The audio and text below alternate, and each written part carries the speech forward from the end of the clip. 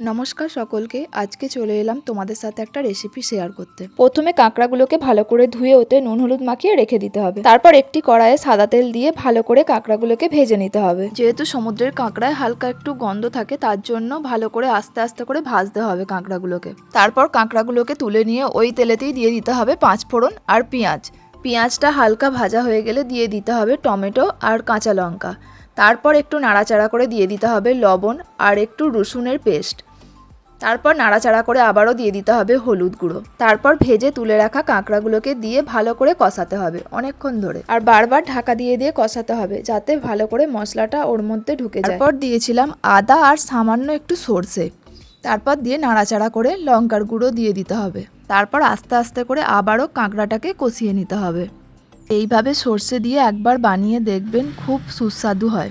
তারপর জল দিয়ে ভালো করে নাড়াচাড়া করে ঢাকা দিয়ে দিতে হবে। তারপর নাড়াচাড়া করে দেখে নিতে হবে কাঁকড়াটা সেদ্ধ হয়েছে কি। সেদ্ধ হয়ে গেলে দিয়ে দিতে হবে ধনেপাতার কুচি। তারপর একটু ফুটিয়ে নামিয়ে নিতে হবে, আর গরম ভাতের সাথে পরিবেশন করে দেখবেন, খুব সুন্দর খেতে লাগে। বাবু চলে আসো, সব কিছু রেডি হয়ে গেছে। আসছি মা। দেখো খেয়ে কেমন হয়েছে কাঁকড়াটা। মা, ক্যাংরাটা কিন্তু দারুণ হয়েছে।